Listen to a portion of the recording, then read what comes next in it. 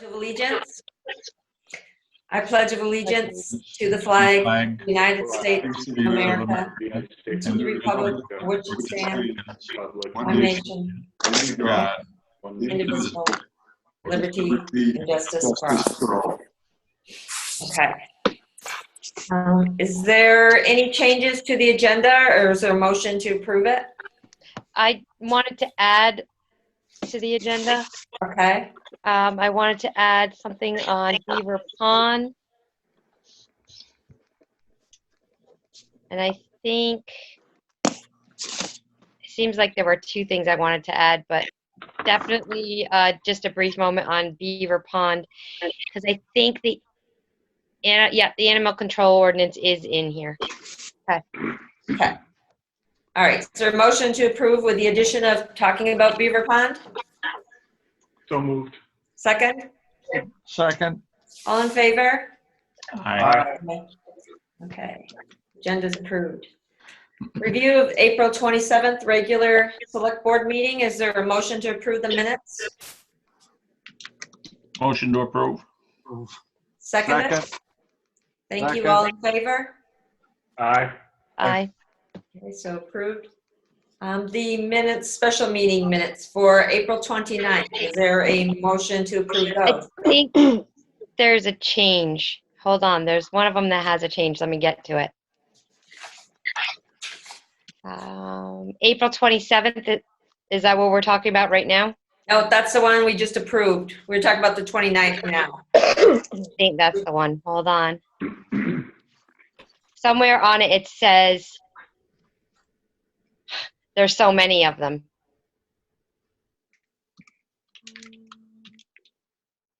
I think that one's fine. I think it's the last one. There's somewhere that says progress, and it should say process. And I had it written down, but of course I didn't bring that piece of paper with me. Oh, it's in April 29th. Okay. Carrie made the motion to move to the next step in the process. Process. Okay. The motion was seconded by Tom and unanimously approved. Okay. So we'll amend the minutes to change it from progress to process. Is there a motion to approve? So moved. Second? Second. All in favor? Aye. Aye. Mark, And then, excuse me, Judy. Mark sent us a message saying he couldn't use his laptop. So does that mean he's not in on the meeting? he could call in. Can he participate just by phone? Yep. Can you hear us? Can you raise your hand, Mike? Yeah, give him the.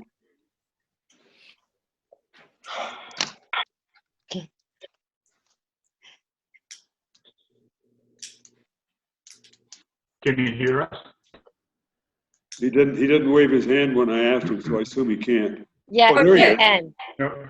So he can hear us, we just can't hear him. We need Tom's get the telephone number. It's on the invite, I think. I do. I have it right here. Mark, if you can hear us, here's a phone number. You can just call in on your cell phone and talk to us. Just wave when you're ready. Stan knew I'd have that number.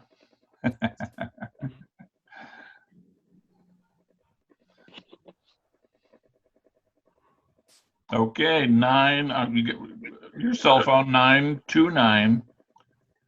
929-205-6099. Would you like me to repeat it?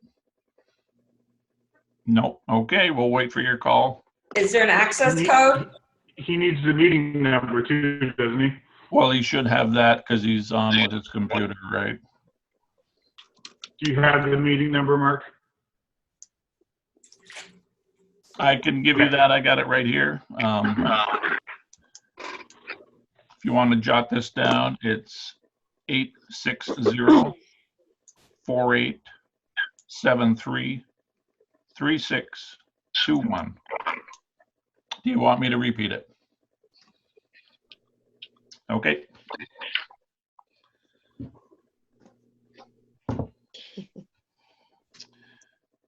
Well, we can continue, and we aren't to railroad for a little bit, are we? No, I think you're fine. And it wasn't on the agenda, I just know, but it's in our packet, the May 8th minutes, special select board meeting minutes. And it's not on the agenda. So we should probably move to amend the original agenda to also add the May 8th meeting minutes. Yes. Yes, so moved. Second. All in favor? Aye. Aye. Okay, now is there a motion to approve the May 8th meeting minutes? Motion to approve. Second? Second. Okay, all in favor? Aye. Aye. Okay, minutes are approved. Okay, so can you hear us, Mark, now? Mark?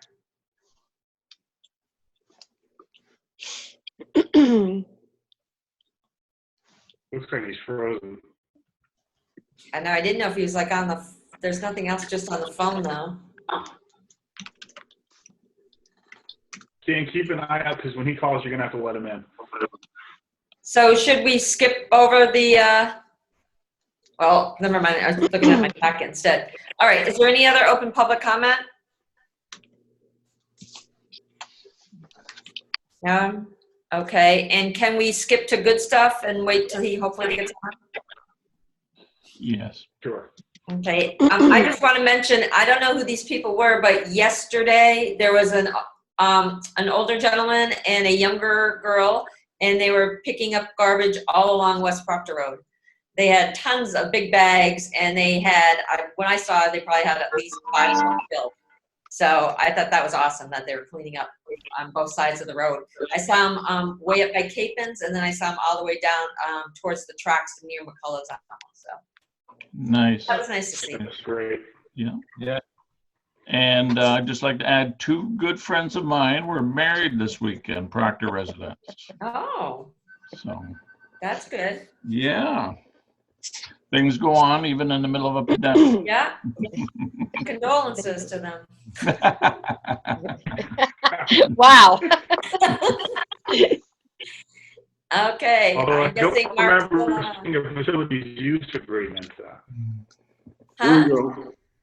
I said, I don't remember seeing a facilities use agreement. Yeah, I don't think I needed one for like 6 people.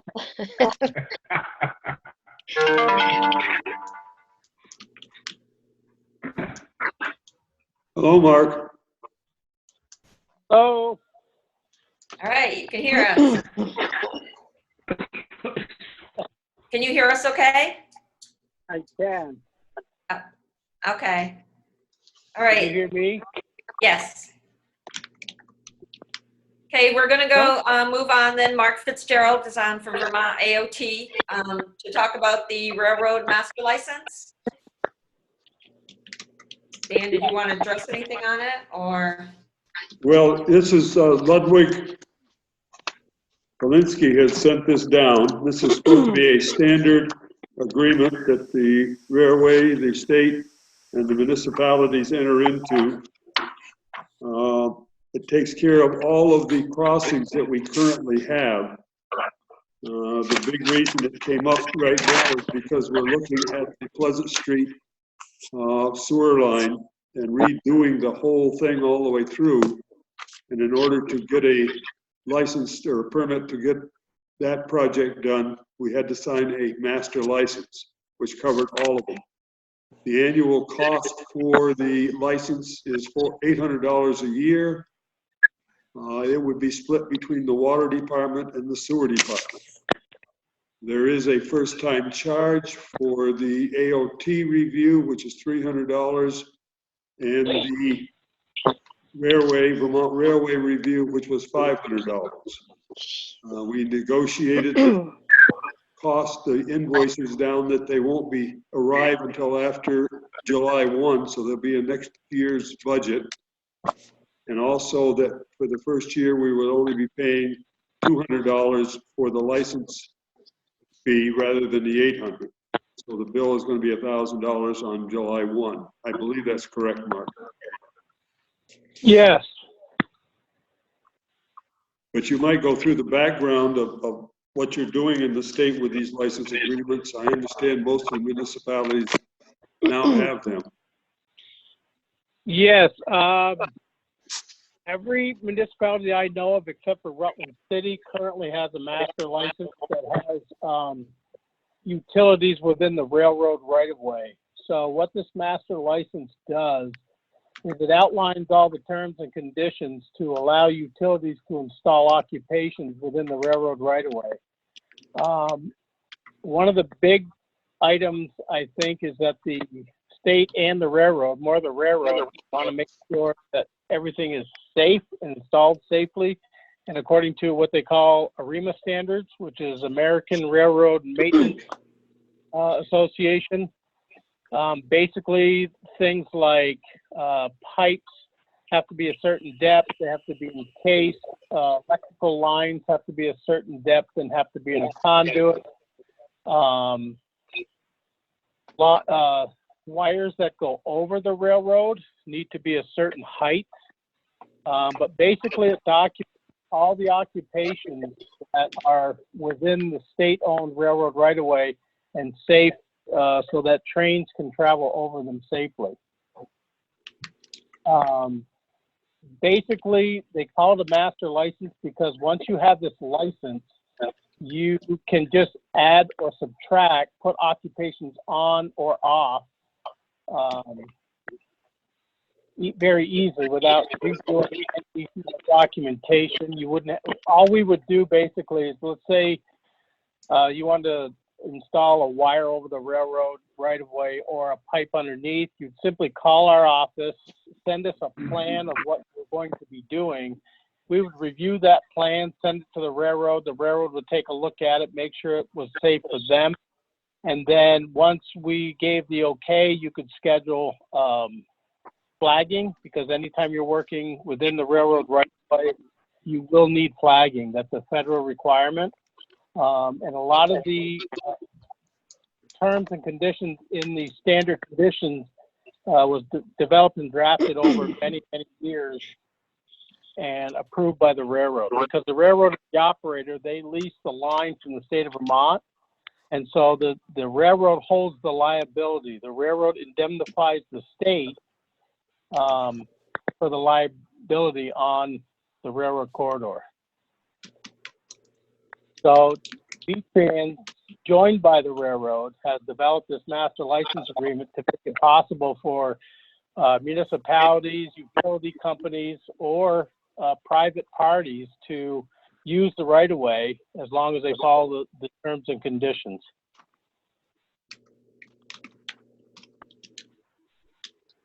Stan, what does a railroad pay in taxes a year? I don't have that answer, and I question whether they pay anything. The state doesn't. They own the right-of-way. So the state would be the landowner. I don't know if Mark has a better answer for that. I know the state is exempt. I'm trying to think if the railroad pays the town of West Rutland. The railroad actually owns the track and property that travels through West Rutland. It's called the Clarendon-Pittsford line. And I'm not sure what the deal is. I don't know if they get some sort of a break or if they actually have to pay a tax. I'd have to ask Mary Ann. I can check with Lisa Wright and we can get back to you.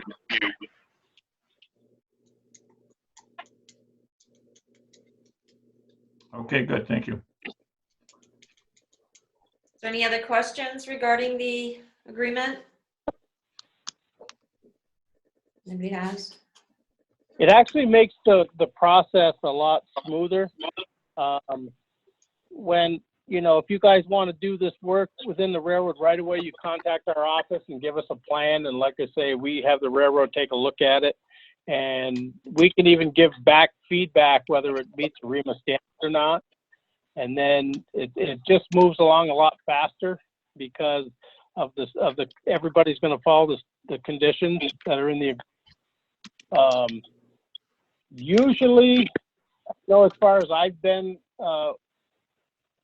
in this section, working for the state of Vermont, if everybody follows the actual terms of applying the AREMA standards to occupations, we've never had any issues.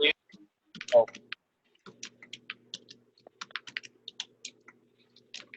So I have a question. And just, If there's any kind of issues down the road, say where there's like, if I don't even know if we have lines like, any other kind of pipe or lines underneath the railroad. And if there's, some damage done and the work all falls on the liability of the town, correct? And not the railroad? correct.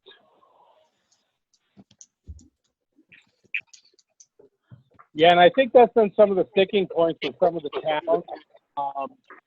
That the agreement says that the user, which would be the municipality, assumes the liability and has insurance to cover, the occupation, and you also have to indemnify the state and the railroad. So some of the towns have talked to us about that. I know Rutland City has challenged us on it.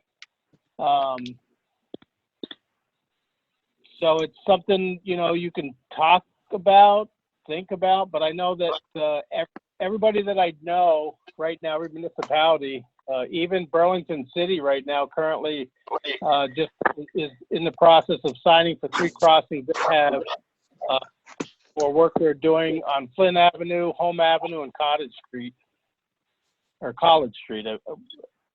Yeah. And they're signing, and then we have Enosburg Falls, who hadn't signed for a number of years because their town manager thought that the fees were too high, and so he kind of inherited that issue. And then we recently, last summer, negotiated a master license with that town. Okay, thank you. Does anybody else have a question? I know that the town of Proctor, a lot of the current occupations that you have may have been deeded rights, and so annually there would be no fees on those deeded rights, or the rights, you may have some older agreements because the railroad used to own a lot of the property where the railroad is now, and under Vermont Marble's ownership, they may have installed these utilities back then by deed or granted them the right to use the property. So over time, we could go through all of those agreements and find out where they're at, if they need to be updated or not. But I think some of your utilities probably aren't even known, but the ones that are may be there by an agreement through the railroad. When the state bought the property, we honored all the old agreements that the railroad had in place. Yeah, there's 9 different crossings, and we're only being assessed for 4. And they don't charge for storm drain crossings at all. It's just water, sewer, electric, etc. The only thing the state charges for, we're mandated by statutory to charge fair market value. We don't charge fees for occupations in the highways, and we don't charge occupations, like Stan said, for storm drains. It's only what they call precatory charges for when the town actually charges a fee for the sewer and water charges.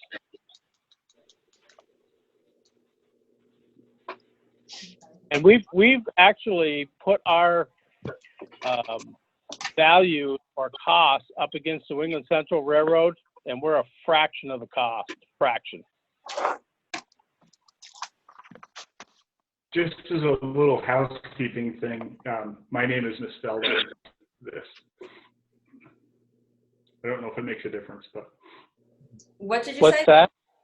My name is misspelled on the agreement. Oh, There's only one F. I'll get it redone. That's if you pass it. so is there any more discussion, or is there a motion to accept the agreement? with the change, Ben's name. Motion to approve. Is there a second?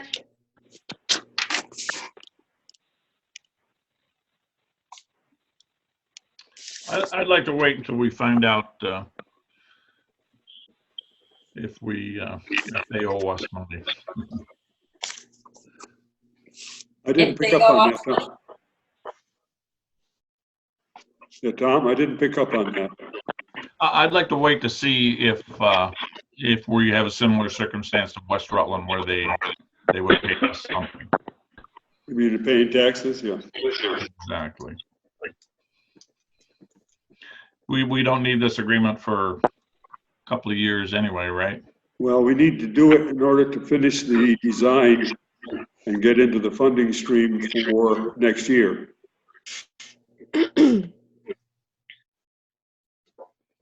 Okay. Mark, you check on this or our lawyer checks on this? Are you talking about whether you pay tax or not?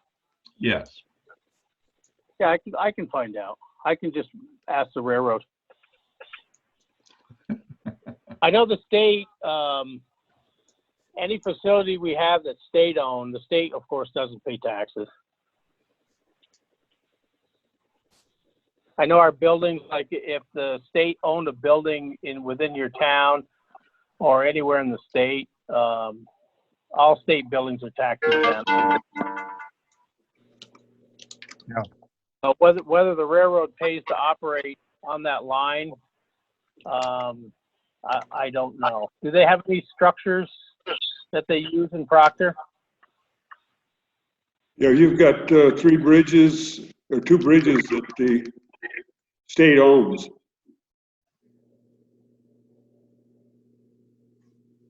You're talking about highway bridges? Yeah. Town road bridges. Right, but why would that matter for tax reasons? I mean, I think isn't V-Trans actually replacing one of the bridges in Proctor? Yes. Yes. Well, they haven't yet. Someday. I think I've been to a meeting where they're working on right-of-way now, and they're working on bridge abutments and that kind of thing. I think the bridge abutments are actually in the railroad right-of-way, which is still actually state property. So I don't think there's going to be a lot of issues with right-of-way there. The only issues there may be is if you have adjoining landowners that are private owners, they may need to seek right-of-way so they can either use the property or do future maintenance, access the property to do future maintenance. But as far as installing anything on state land owned by the state in the railroad right-of-way or the state highway, I don't think there'd be issues with right-of-way there. I will check with Lisa to see if Vermont Railway pays any taxes. Okay, and I can find out as well. But yeah, I would say your tax collector might know. That's Lisa, right? Okay. Okay, so we'll table this agreement until we find out if the railway pays any type of usage tax on the trucks. So it'll be on the agenda for the next meeting then. Okay. Thank you. Thank you, Mark. Any more questions for me? Anybody have questions? No, I think we're good. Okay, thank you guys. Have a good Thank evening. you. Bye. Okay, we'll move to the highway department. Okay, you've got one thing, I was gonna back up to good stuff. I put the Pittsburgh Food Shelf letter in your packet. I Right, think we ought to list them as good stuff for the work that they're doing. okay. Highway Department, again, COVID-19, the crew came back on the 20th. John let me know on the 4th that he was self-isolating because his wife had been exposed and her employer had put her on a 2-week quarantine. So John felt that he should be quarantine himself at the same time. So that was on the 4th. The crew did take 3 days off before they came back because they were letting stuff die out in the garage if anything was there. They're back on this job now. And again, the big thing is cleanup from the fall, tree removal, stump grindings, plow damage, potholes, and we mowed the lawn last Friday for the first time. So we're into that. And like today with the raining, they were working in the garage, cleaning stuff up in the winter and putting stuff away. So John will be back Monday?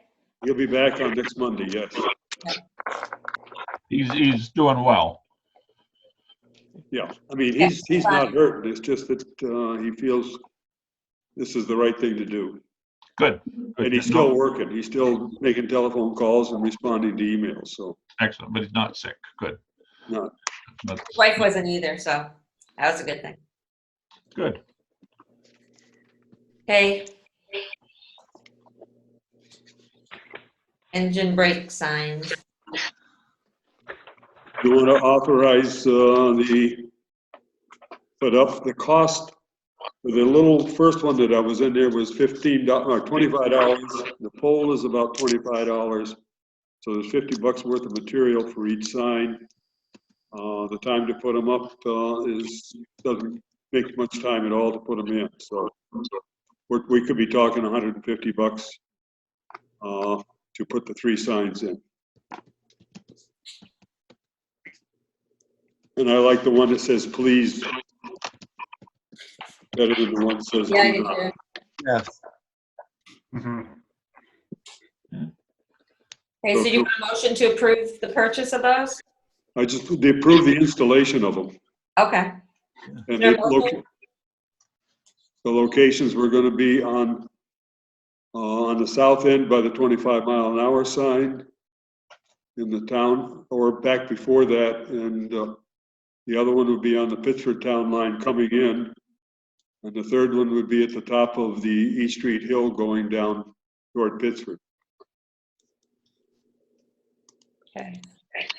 John did say he thought he knew where the old signs were, Tom, but he said if he can find them, he doesn't think they're going to be in very good condition. That's probably true. It's been a few years. Yes. Yeah, and that's not a bad price for a street sign. So if you would approve those locations, I will get them up. Okay, is there a motion to approve the locations for the signs? Motion to approve. Second? Second. Okay. All in favor? Aye. Aye. All I'm right. opposed. I'm opposed. Oh, okay. Well, let's see if these Are have you any opposed to effect. the signs or the locations? I'm opposed with the signs, period, because I just don't, I think it's kind of a waste of money. I don't think it's going to change anything. And I looked at the location. That 25-mile-an-hour sign is way before this guy's house. So putting that there is not going to change, I don't think, anything. I think finding out who it is and giving Amya a call might help. I just don't even think it's Amya. I'm not sure if it's even in the middle of the night. You know, I feel bad that he bought a house and he didn't know this was part of the deal, but I just don't see how these signs are going to change anything. Maybe.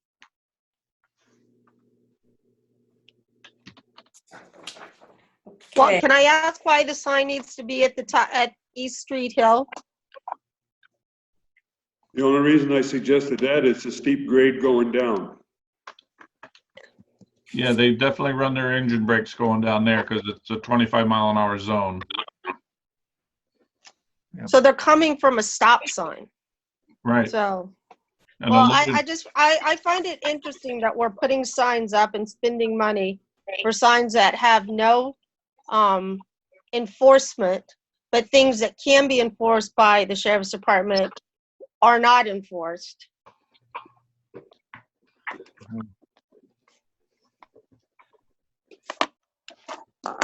And I wonder why we need to, I mean, put another sign here on what we consider to be the entryway to Proctor. We've talked about that multiple times. We already have all these other lovely signs. It seems just like more street litter. How many large trucks go by your house, Lisa? Tom, we can hear them at our house, just like we can hear the trains at our house. You It's can no hear, different than living in the city. I am acutely aware of when you purchase a house, you need to be aware of your surrounding. Can I hear the trucks from Route 3? Absolutely. I'm sure Bruce can too.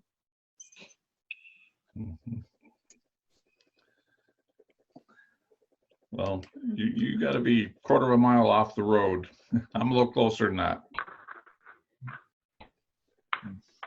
So anyway, I thought this motion passed. Yep, it did. Yes. Thank you. Anything else under highway? Okay, is there a motion to move into the Board of Water Commissioners? Moved. Second? Second. Okay. All in favor? Aye. Okay, managers reports? Aye. Okay, you've got Simon's report here. To date, they have not missed any days because of covert. They do have their plan. They have taken the training. So they are in compliance with whatever the governor has in his executive order. You've got the list of things that they are doing. The big thing is that they're cleaning up around both the water and also the wastewater plant. In fact, the highway guys took a couple truckloads of trash over to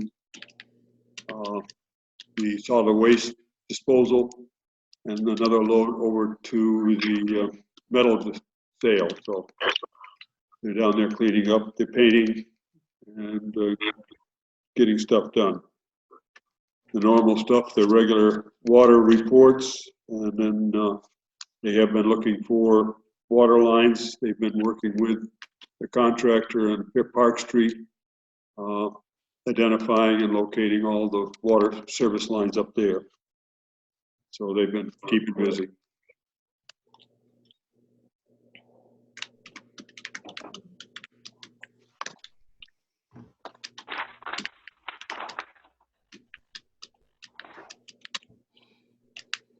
Want to move to the next, Belden, water system improvements, updates on Belden? Anything else? Okay, the update is they are working at it. I think they've got about 50 more feet of pipe, mainline pipe to put in, and then they'll go back to connecting services. I've talked with Pat McLaughlin. He is in tune. I've talked with all of the owners who require work in their homes in order to move it over. And Pat is making arrangements with them and making arrangements with Beldon to coordinate their activities. So hopefully things will go smoothly. The next step, of course, will be to go in and cut and cap the old pipeline in people's backyards. So that's going along. Okay.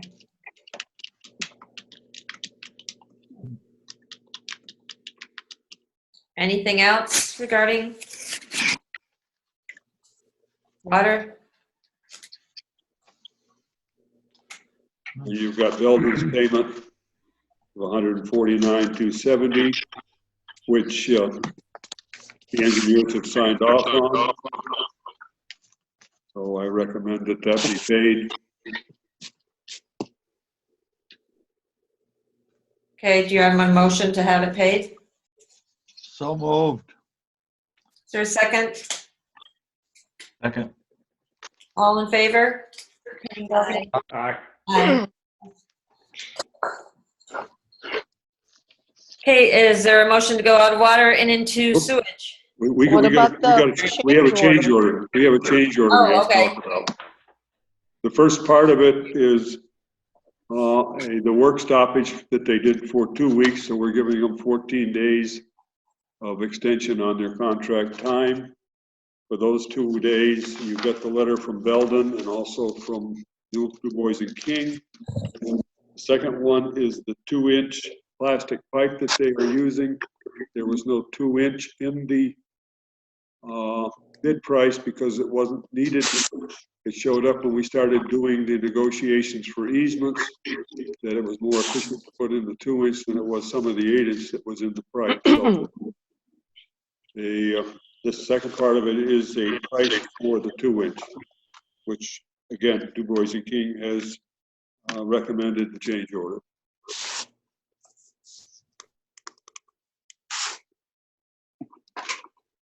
And in the end, we'll see that reimbursement, whatever you want to call it, for the 8-inch that didn't get put in. Yes. Yeah, reduced quantity. Okay. So if you would approve the change order, I will sign it and we'll get it in motion.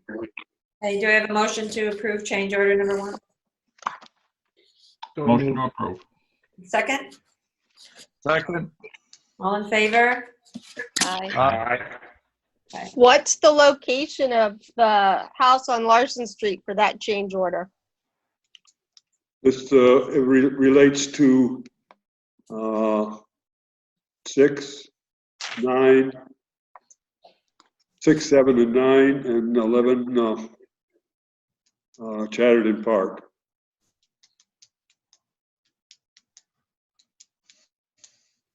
The original plans called for 8-inch going all the way out to the end of the cul-de-sac on Larson. What that is taking out, and we're putting in the 2-inch pipe because it's serving 3 services.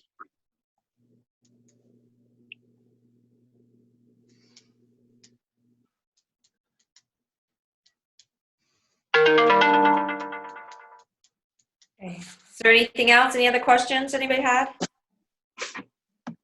No. Okay. Anything else on water, Stan? No? Okay, is there a motion to go to water and into sewage? So moved. Second?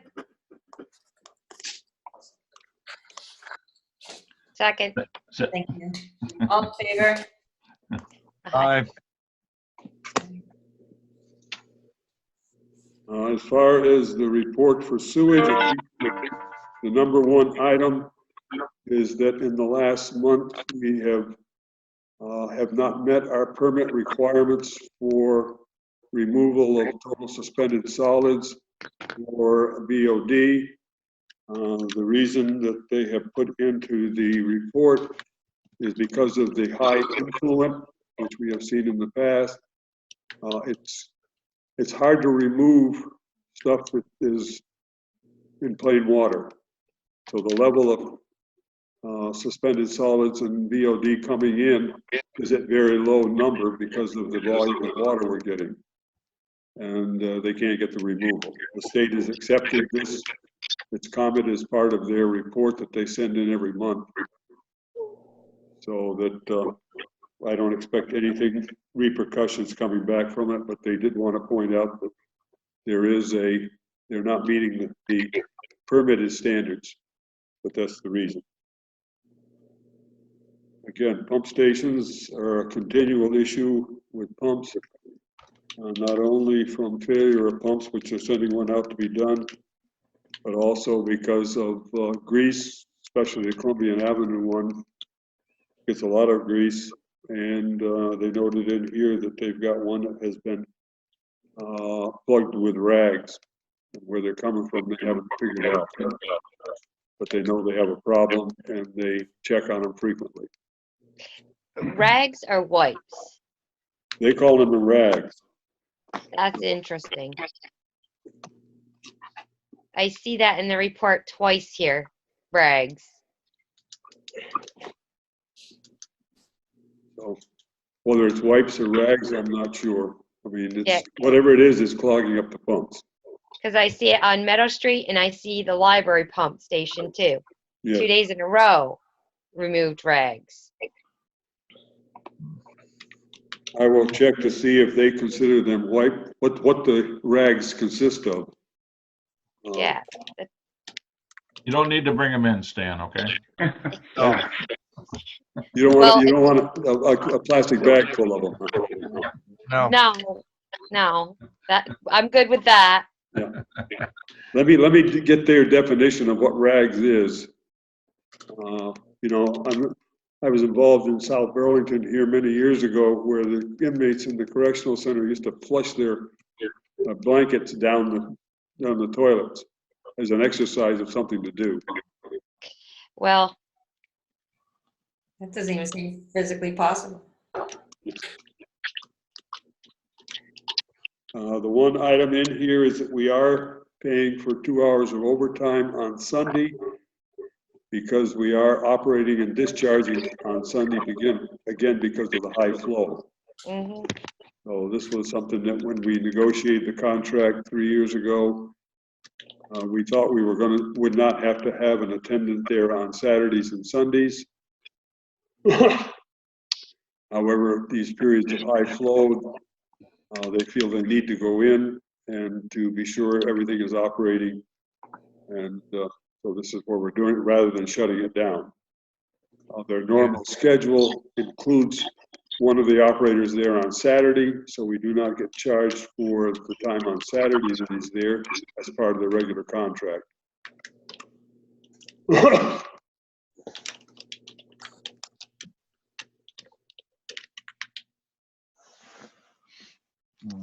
And under his activities in progress, it's going back to the areas where they have had problems in the past and trying to clean out pipelines.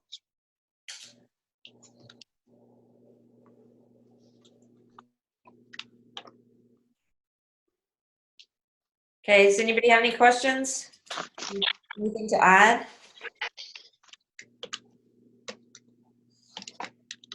Okay, you all set, Stan? Yep.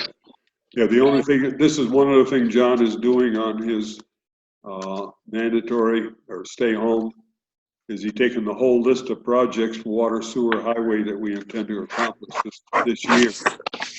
Doing putting a priority on each one of them and an estimated time it takes to do them. So I expect to see that when he comes back and we can start looking at what the rest of the summer is going to look like for construction.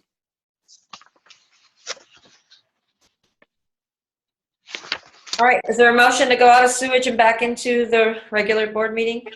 So moved. Second? Second. Second. Thank you. All in favor? Aye. Okay. Bills? I sent you a revised summary sheet. Did everybody get that? Yes. I emailed it out. Right. I know What this it is that Celia, when she looked at what Rhoda had put on it, which are the invoices that I gave her, she decided to clean up all of the appropriations that we do, like the final payment for some of the larger charities that we give to, you know, one is 3,000. She may have split it into 4 pieces, so she's finishing up the last payment to the library, the money into the Marble Bridge repair fund. So all of a sudden it jumped up because she added them in. The total amount now is $243,165.72 as compared with what I had sent out before. I think you approved at the last meeting to authorize Judy to review these in detail and to sign off on them on behalf of the board until such time as we have a full meeting sitting around the table together. Yep. If you want to just restate that, why that would make it clear for these minutes.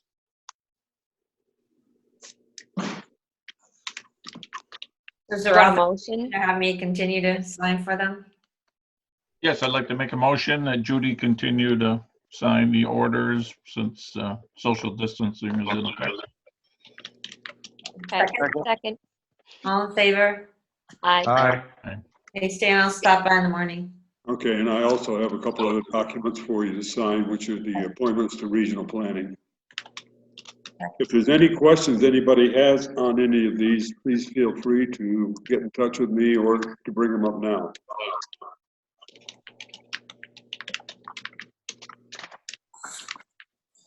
Okay. COVID-19. I actually asked Stan to put this on just to kind of discuss about, as the rules change, about when we could potentially be back meeting in person, actually. So it's kind of lightened up a little. You can actually meet in person again if you keep the distance, wear a mask, things like that. So the only thing that is more difficult is in our room because it's small. If the public were to come, how do we keep them 6 feet apart and things like that? So, and I think today he lightened up and he's opening retail on Monday. So I'm hoping by this Friday he kind of is more lax on a lot of other things. So we'll see. The goal is to get back into a meeting. One thing that will happen, and this I was going to bring up later, is that once construction starts, we'll be moved out anyway to some other place. Right. I think meeting with a mask would be difficult, especially if it were to be recorded. It's going to be difficult for that to happen. To hear, you mean? Yes, Correct.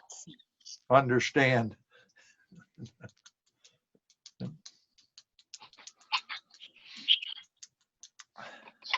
So I guess we'll just wait and see what the governor brings down the next couple of days. He'll report out Wednesday and he'll report out Friday. Yeah, I think the next big milestone is the 15th, so why don't we wait for that and see at that point. You kind of keep skipping in and out. I mean, I can hear you. I'm Ben. just saying, I think the next big milestone is the 15th. Right, So yeah. Yep. let's wait and see what we get for that. Right. Geez, I just got on board with the Zoom. We've got to use it once or twice. Till we get all the kinks worked out of it, and then we'll be chilling. Okay, anybody else have anything to add on that, or? Nope. Okay, animal control, dog issue. You got what's my correspondence with the Officer Carter, and I did not hear back on my last question as to what action was taken.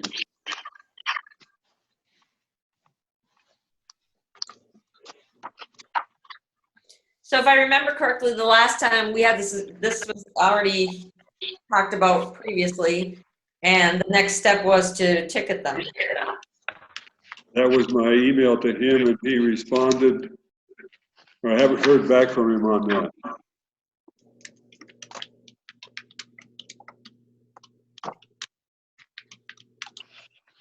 So if whatever I get for a response, I will send out so that everybody can see it. As I say, I'm assuming, that's what I put in my email to him, was that the ticket had been issued, so. Right. Now, licenses and rabies shots have been extended a little bit, right, Stan? No, No? the state law has the May or April 1 date in it. Most towns are not worrying about the fee that, or the penalty of paying late. There is a penalty with it also. So that's what essentially we're doing here, is that we have not assessed a penalty when someone comes in and registers their dog. Okay. Probably the 1st of June, the list of all dogs which have not been registered that were registered last year will be turned over to the Sheriff's Department, and they do an inventory or a census, dog census, as to whether the dog still exists or is still in town or needs to be registered. And that's when the penalty would go into effect. So I want to know when that happens, because last year we talked about this and then we never heard anything back. And I don't think the sheriff went and checked out anything. They did not check out all of them. They checked out some, but they didn't check out all of them. The dog that's causing the issue now, is it registered? No. No.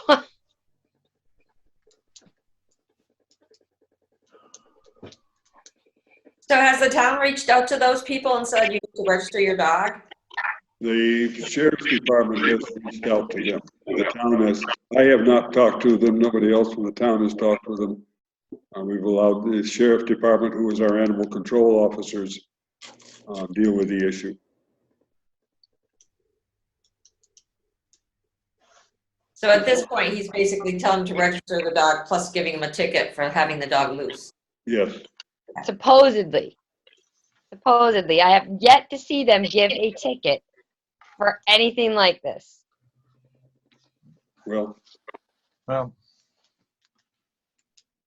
if I don't get a response, or if I get a response saying it has not been issued, then I will forward these emails along to the sheriff rather than dealing with the Officer Carter.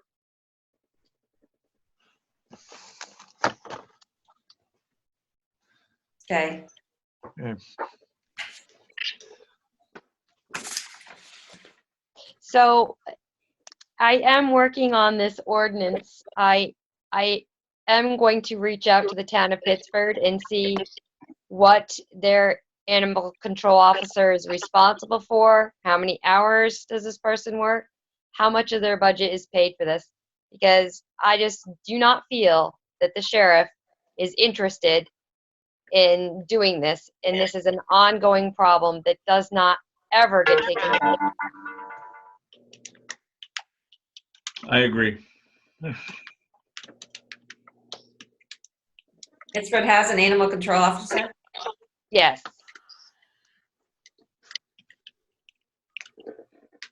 And I don't know if I reported, but at the meeting we suggested that our constable take on the responsibility of animal control, and he has refused to do it. And so do we pay him anything? No, No, this is an honorary position. Okay. All right.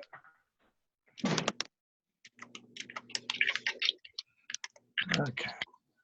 So along with this animal control, Tom and I have talked, and we're going to ask the planning commission to give us a hand, because I also think that we need a procedure, because there's no procedure for anything. It doesn't say in here to go give them a warning. It doesn't say in here to do anything. It just says, oh, we can give you a ticket, and we can give them a ticket without having anybody write a written statement. The only time we need a written statement is for a vicious dog. So go ahead, Tom. The planning commission, the select board made the planning commission the animal control ordinance several months ago. Then we were hit with this, so the planning commission hasn't been meeting. We're going to ask them if they've had any thoughts on it. They've had the ordinance for several months now, so I'm sure some of them have would like some input.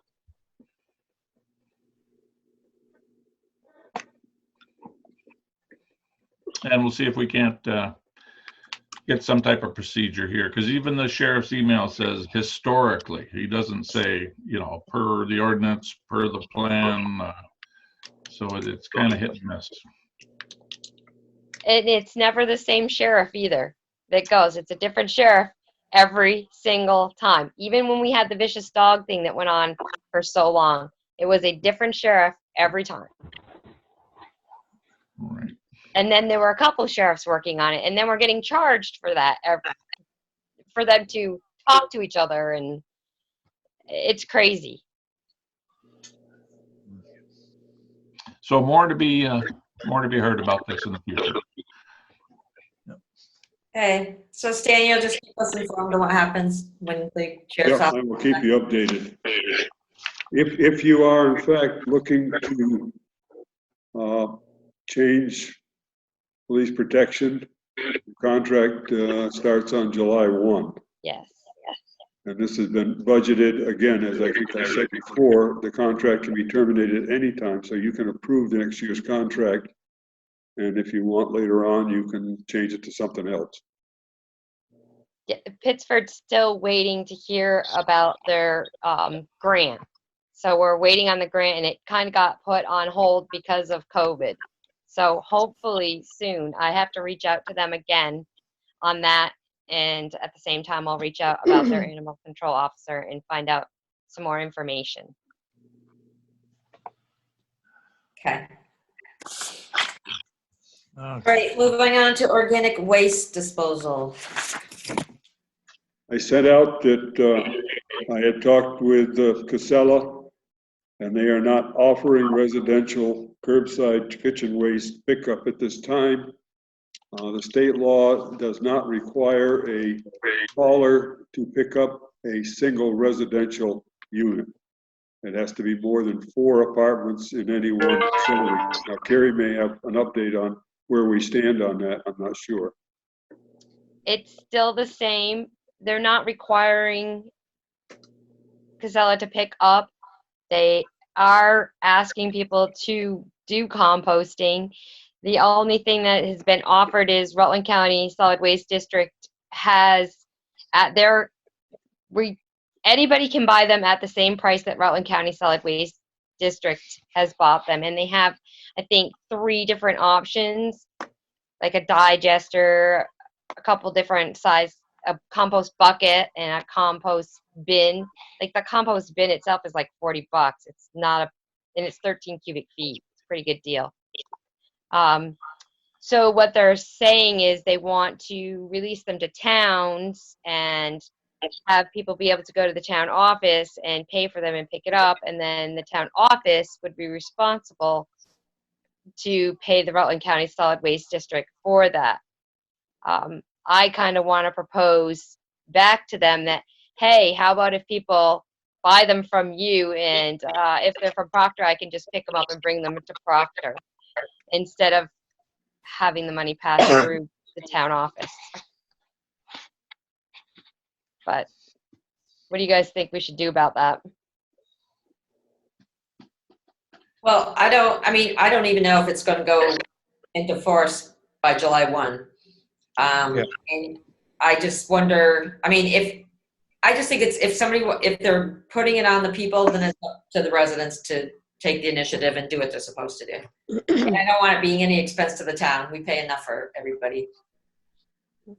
Right, and this wouldn't be an expense to the town. I've already made that clear to them that I didn't believe that the town was going to add any kind of composting to their garbage pickup. This would be on the residents. And these bins that they're selling are just for personal family use.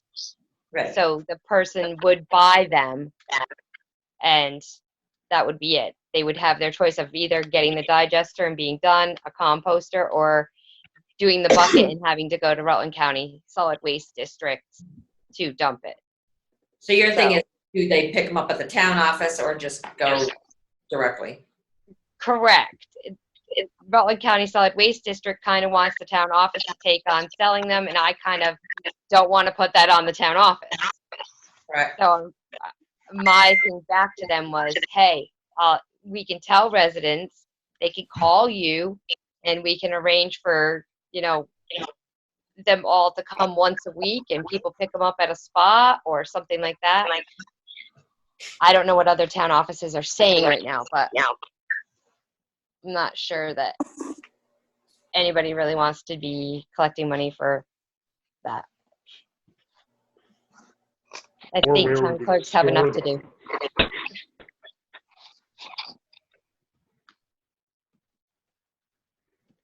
Anybody else have comments on it?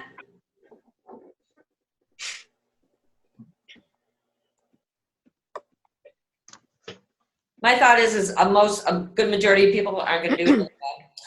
They're not going to take the initiative to do the composting. They're just going to find a way to hide it in the garbage. And I think that it'll be all right for a little while, because it's not like the transfer station. Nobody there is going to police it. And the only way I can see that it would get policed is if somebody from the state came and started inspecting garbage and, hey, this came from the town of Proctor. Proctor's going to get fined such and such because they did compost. Right. They don't even have that set up yet. So it'll be a little while still. Right. So should we kind of table this until we hear more, like whether or not it goes forward even this summer? Well, I Okay. think we could table it, and I think we could also put the information out there because people are asking, and encourage people to plan. Okay.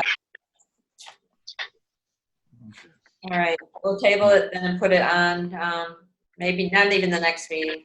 Oh, maybe, Like July, yeah. see what happens in July.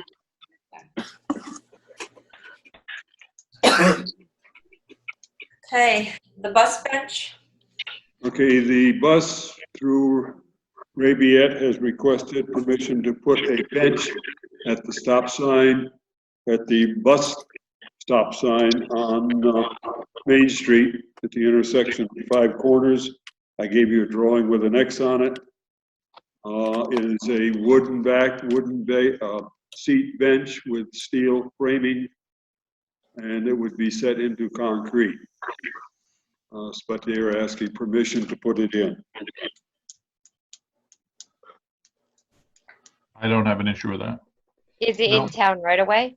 Yes, Yes. it'll be within the town right of way. Okay. So if there's a consensus on that, I will get back to, Ray's got it in his garage right now, so he's ready to get some Of help course to he get it does. down there. Of course it does. Of course he does. Do you want a motion to approve it, Stan, or no?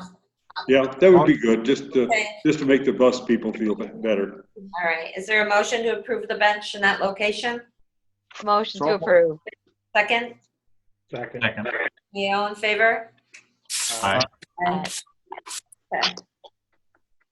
All right. All right. So you have the railway master agreement on here again. I just put it on there as action item, and you don't have an action at the beginning of the meeting. All right. Okay, local emergency management plan? Just wondered whether you want to schedule it for June, or whether we want to just keep holding off on it.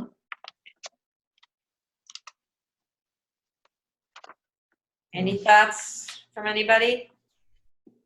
So are you having a hearing for the plan? That's what the select board hearing, yes.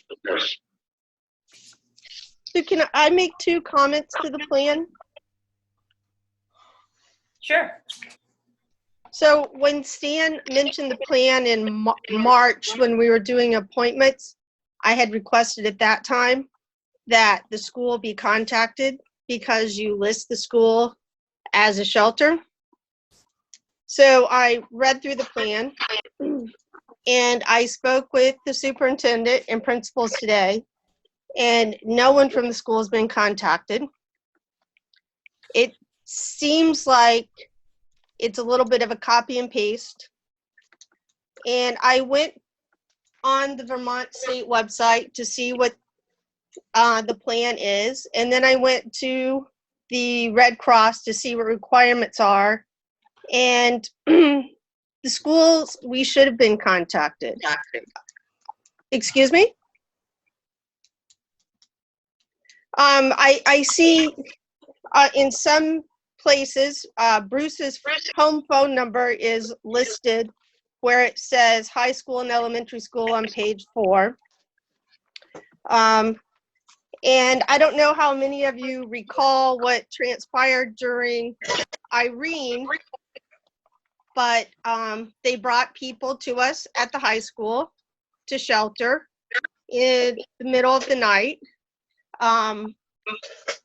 Select board members or town or Stan do not have access to the school. And I don't imagine that the school is going to give keys or access to select board members. When I read what you have on there about what the school can do and then what the Red Cross says, it just seems like there wasn't good communication here. And that was one of the problems, if you recall, during Irene. We don't have cots. We don't have a place for people to lie down. If we're going to say we have things like that, then you need to have communication with us at the school. I'm a little disappointed because I had made it, really spoke to this in March, and even Carrie said at that time, yeah, that's a great idea. You should be contacted. And here we are with a plan with information on there, and no one's ever spoke to the school.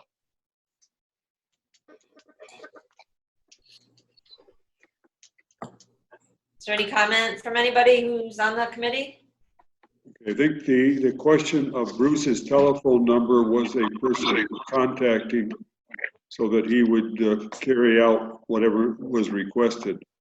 I was not aware that we had asked the high school to open up during Irene, but that's a long time ago.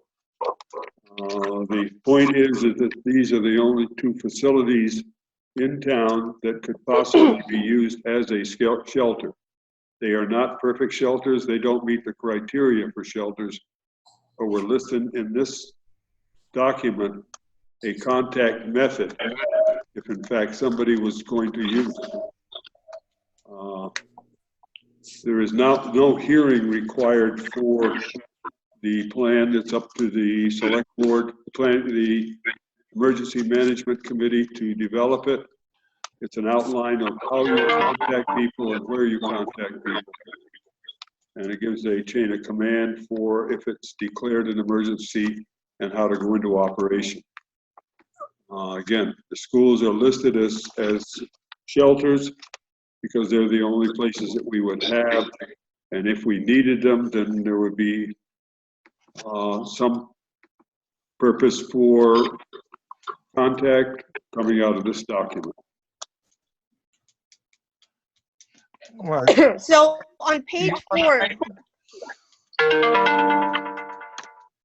Stan, you and I went up and talked with the elementary school one time, and I don't remember exactly where that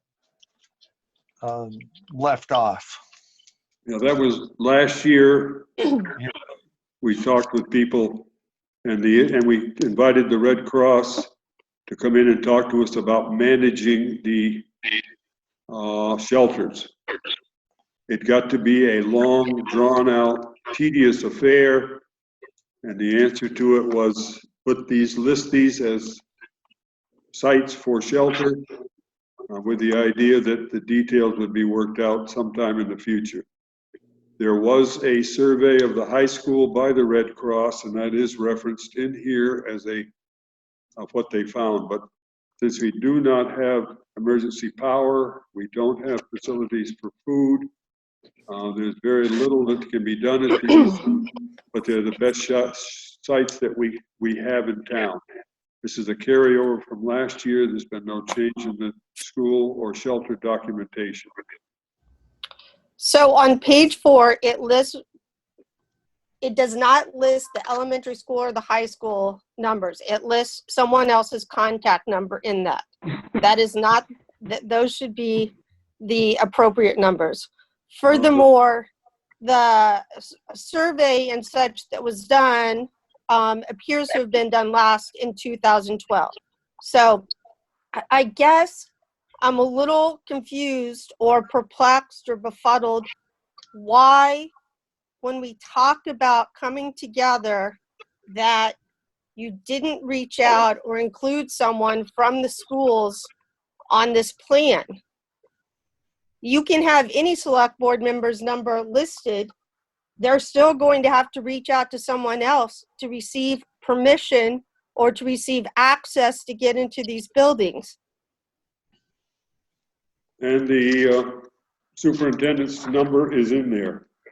Neither the superintendent nor the principals live within this community. We had had this conversation prior.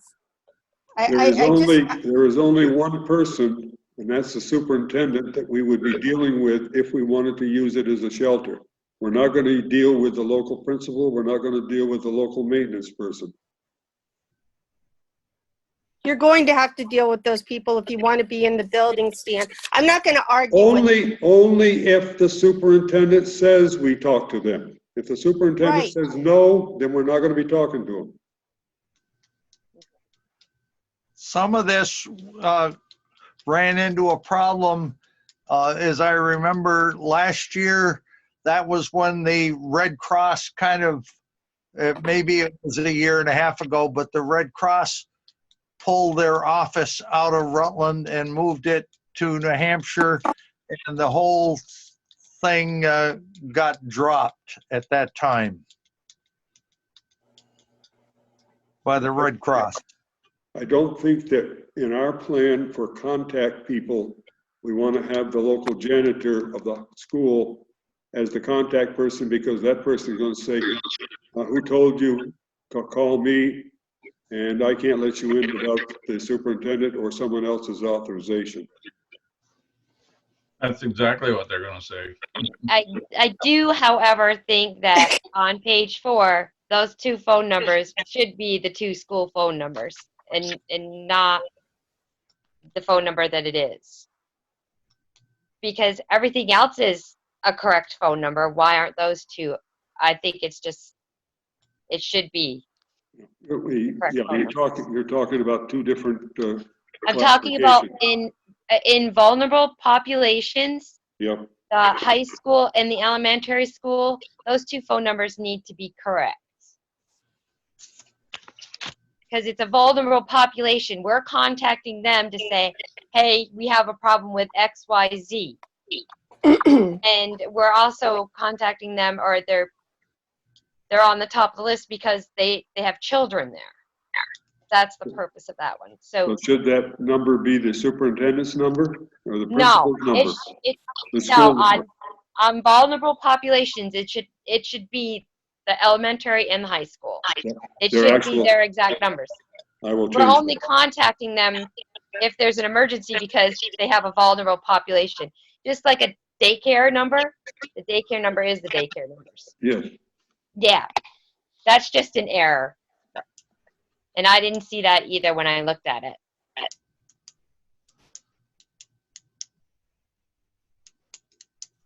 I will make those changes.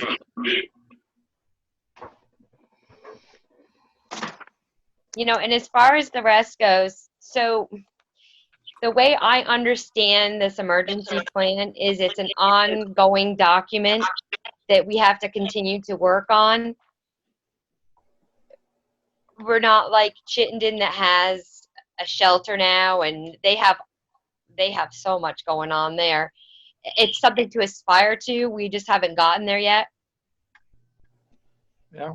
You know, we have to keep working on it. You know, do I think that either school is it's not really a shelter location because you're right, there's nothing there. It's something that we have to work on, and we have very limited buildings to do that. And we also acknowledge too that if it were a flood, it basically splits the town into 2 pieces. So that's also an issue that we have to continue to talk about. But that's the way I understand this document, is it's an ongoing living document that we have to continue to work on and to continue to change. It absolutely needs work. So once it's fine, once it gets to the point where there's no errors and people are contacted and corrected in here, then basically you can amend it. There'll just be amendments. You can amend it at any time, yes. What I'm proposing now is to make those 2 changes on page 4 and ask for your approval of the document so that we can submit it to the Regional Planning Commission and get it off our table. You can continue to keep it on there and do further work on it if you wish. But we need to get something submitted. Yes, we have to submit this, but I think the other reason that we haven't contacted the schools is because we don't have anything to say to them that, hey, we have 60 cots. If there's an emergency, we'd like to use your building and be able to do that. We don't have that set up yet. But that's why someone from the schools needs to be a part of this. This is a community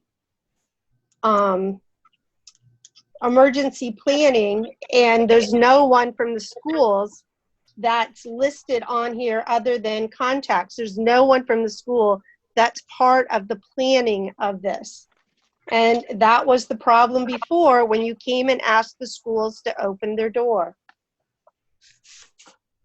Was the superintendent part of these discussions? No.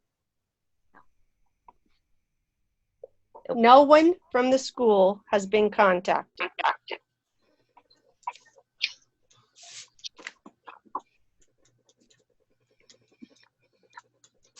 I mean, when is this due, Stan? It's due May 1st. We submitted last year, May 28th. I'm looking to submit it this week. If it's approved as a planning document with the 2 changes that have been proposed.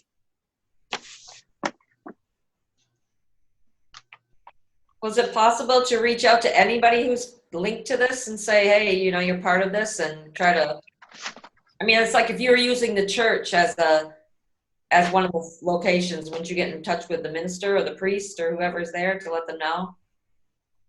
If we were, but we have, the school has been in this emergency management plan since I've been here. Okay, so they're aware. They've always been aware of it. So there's just been no communication passed along from year to year. So the schools have changed since 2012 when this agreement was signed. So that was the last time the agreement was signed between the school and the Red Cross, was 2012. So we've gone through some changes. We've had some changes in superintendent and principals. We're going to have a change. I mean, this is going to have to be amended as of July 1st because our superintendent will be changing. It is, I guess it's just confusing why the wall is there between the town and the school. It doesn't seem like there's much interest in working together, and that's really disappointing. Well, and I don't think that goes just one way, Lisa. I really don't. I mean, the school's known they've been on here, but the school hasn't contacted the town either. So I think it's both ways, and I think it's something that we have to continue to work towards. This isn't something the school is filing. This isn't something the school is signing off on. This is But something the school has select known. board is signing off on. The school has known. The school hasn't reached out either. And it's something we have to continue to work on in bridging a relationship between the school and the town. And it has gotten, I think, more separate as the district changed. And Not inviting someone as from the school to come and participate on this. When I look at all of the names on here, we didn't have a meeting this year for this.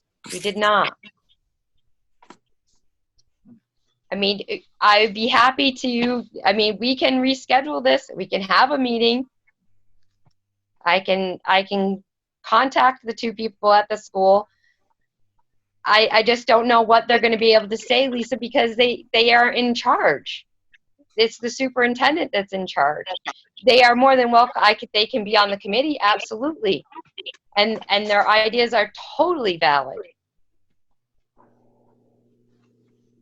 So can we have a motion either to make those 2 changes and have this approved with the intent that we know it's just going to be an ongoing live document, and people in this committee, who's ever on the committee, it's up to them to kind of correspond and reach out with everybody else and try to link everybody together. So moved. There's a second. All in favor? Aye. I think we need to get a hold of Kevin Blangy and Yes, and discuss. Josh. Yeah. And I will even call myself. I'll call Christy Colludi, and it's Chris Sell, right? I don't think those are the people to call. I think you need to call the superintendent. I'm going to call them and invite them to be on the committee. I'm not going to say that they have any more rights to say the school can do this or that than we do. But I'll call them and invite them to be on this committee. You might touch base with the superintendent saying you're going to do it before you do it. Yeah. But this is, as you said, Lisa said, this is gonna change in July 1. It's gonna change because I'm not gonna be here as your EMD. Right. So that the whole thing is gonna have to be revised. The idea is to get it submitted today so that we have a plan in place, in case there's anything that needs to be done. Also to get it approved so that we qualify for some of the other grant programs. Okay. Okay, want to move on to the municipal plant date? So what are we doing with this? Are we waiting another meeting? You approved it, I assume, We just approved it. with the 2 changes.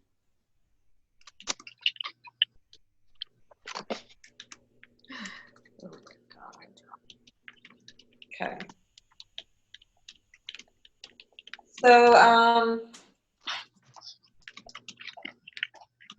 Stan, you want to, the public hearing notice? What was that, Judy? The public hearing notice? Oh, yeah. I put it in for June 8th. That's, for the town plan, master plan. Do we want to just keep bumping it along, or do we want to, I mean, right now you can't have a group together before then. Right. That's not far away. Really. Well, I think we should just go with it on the 8th. I agree. There isn't gonna be anybody to show up anyway. That's Well, right. and they can Minimal. Zoom. There hasn't been in the past. Well, It exactly. can be done by Zoom. I agree Okay, so with is there a you. motion to keep it June 8th date and go forward? What did Ben say? I was agreeing with you, Carrie, that it could be done by Zoom. Okay, so is there a motion to keep the June 8th date? Yes. Second? Second, Okay, all in favor? Aye. Town office renovation update, Stan. I'm not asking for any action tonight, but I have been in communication with Ed Clark regarding when the work could be going. The big thing in talking with Celia this morning is that we need to get them to tear out some of the stuff before we can move out. So what I've asked Ed for is to set up a pre-construction conference meeting to lay out what their schedule would be, but also to talk about getting at least a small crew in here ahead of time to take down some of the walls in order to get the files, the desks, and the safes moved. Other than that, we've been in contact for getting the cleaners, contact for a portable vault, and those 2 items are in progress. And so we're getting ready for our move out relocation. And that's been what's on our agenda. But I've asked Ed to facilitate a meeting so that we at least can sit down with Giancola and see what their plans may or may not be. Okay. All right, thank you. The town manager, did you want to just address the approval for the background check and how you? That's all. It's, approve the contract and authorize the expenditure of $500. Okay. I'll move. Is there a second? Second. All in favor? Aye. Aye. Thank you. Budget There's a lot report? of, there's a lot of paper in this too. I know. Yeah.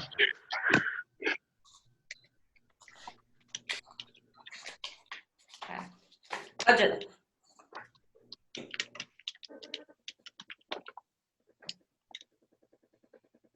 You added Beaver Pond.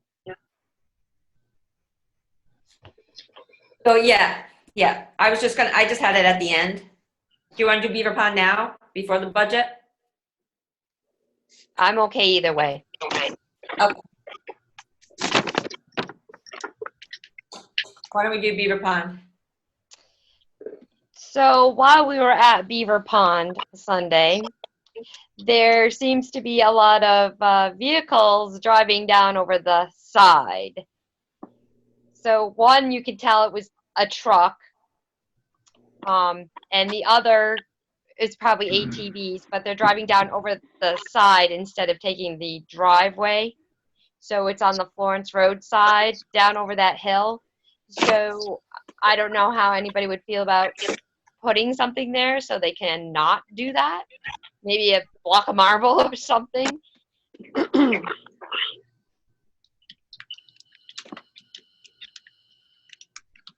Is it one particular spot, Carrie? It's 2 spots. I think that there's been runoff there in the past, like water runoff, and maybe people walking will walk down in through there. But now it's absolutely, you can tell that a vehicle has driven down one of them, and the other one, definitely ATVs have been running up and down. Somebody also, or something, I won't say somebody also, something has happened to the sign too, with all the guidelines. It's gone. It's gone? It's gone. We need to ask John if possibly he took it down. I doubt it, but I don't think no, so. I won't say it was taken. It's just not there. I think what happened is a lot of the areas you're talking about, they were cleared too from like little trees and stuff. So people just started widening that little roadway, so to speak, up over. Because I know exactly where you're talking about, where they drop. And because I go down there a lot, and I actually picked up a lot of empty, like 24 packs and stuff this weekend, and other garbage and cans and stuff. So It's on the dock side where the picnic area is. yeah. It's just unfortunate that, I like seeing people use it. I just wish they took the garbage home with them. Well, and it's not even the garbage. It's driving down over that. Yeah, we could maybe put logs across there or something.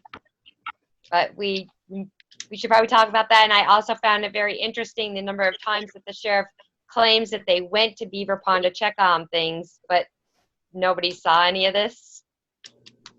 I mean, I'm in awe lately of the amount of ATVs that are out and back of my house. Yesterday, coming home, right down Gormbridge Road, right down the road. So I'm in a little bit in awe, and I guess I'm questioning when the sheriff is here. Where is the sheriff really?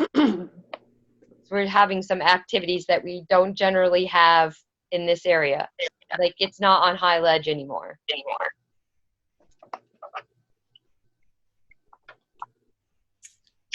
Okay, is there anything else anybody else wants to add about that or questions?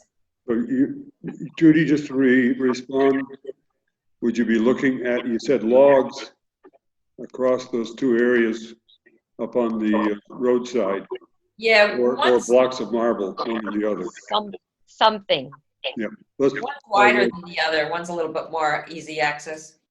Okay, I will make sure that we get something there within the next couple of weeks. Probably not until John gets back, but I like the idea of marble blocks. Yeah. It has to be something they can't readily go over or move. Yeah. And then maybe ask John if he took the sign down just to check it out. I will, but I don't believe he did. I think he would have told me if he did. I think somebody's got it in their bedroom somewhere. Probably. But I can replace those without any problem. That's not a big expense. All right, Stan, do you want to go to the budget? Yeah, let's just look at the summary page. I put in the 2 columns that I told you I had used over the year, what I think it's going to end up and what the difference is. And for some reason, I came up with 50,000 surplus, or 50,000 under budget for the town general and 1,800 under budget for the highway department. I'm not going to bank on these. If I'd have gone back and looked at them a little bit more detailed, there wouldn't have been 50, it'd have been 30. But I didn't go back and look. I just took my best guess as I went through. So I put every line item and put a number on it. The big items that are in here, as far as savings, the swimming pool is a savings because we're not opening for the June session. So there was some money that's saved there. We're just holding off. So it'll be spent in July if we start then.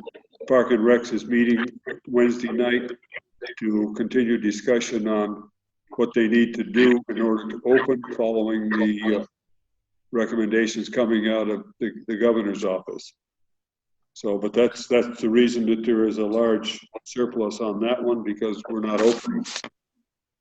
The other large surplus was on the transfer station, and we're not throwing as much tonnage away. We're paying the same price to pick up the toters, but the tonnage has not been what it has been in the past. My number is based on taking the actual, dividing it by 10 and multiplying it times 12.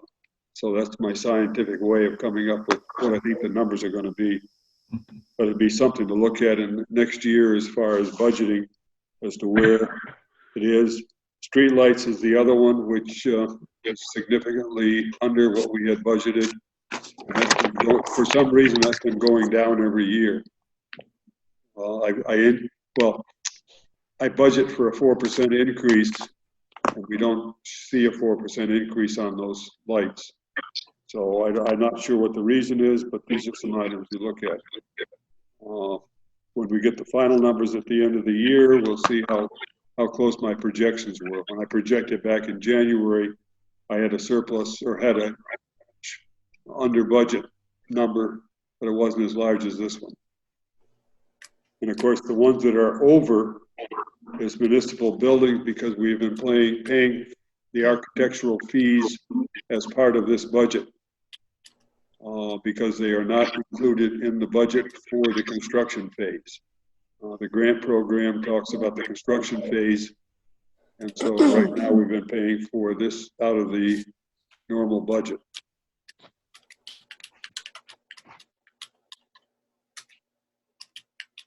Be happy to respond to questions tonight, or anytime anybody has something they want to see how I came up with the number, I'll be happy to talk with them.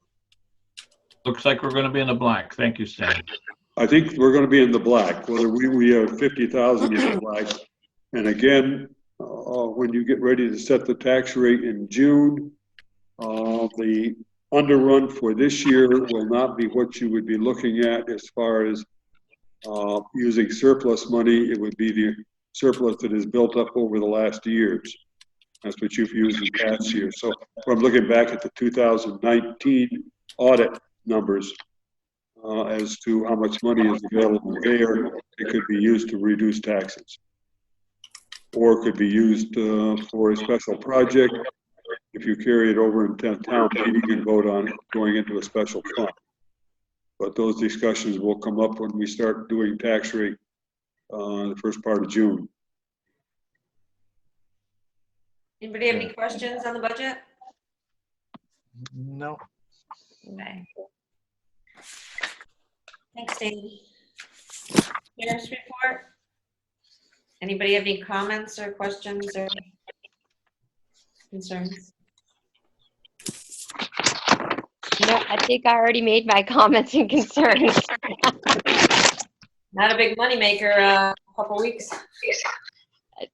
I find it interesting that there is a DUI, but there's no tickets or anything. Because I didn't pick up on that one. And there's a new person. Well, I think the DUI, I think, was the state police. He was assisting the state police, so that was the state police. Yeah, there's like no money to be had on this one. Zero.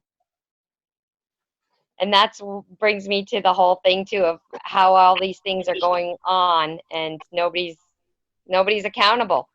Nobody's being held accountable at all. Well, if it goes to the state police, then there won't be any.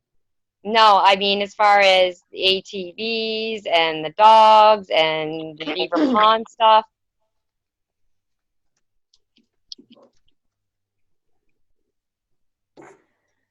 All right, Stan, did you, Stan sent you all an email? Mm-hmm. And I didn't know if you wanted to take that up in executive session or not. Oh, definitely. Gotta go in Yes. executive session. I know, but I mean, I didn't know if it needed to be addressed even tonight.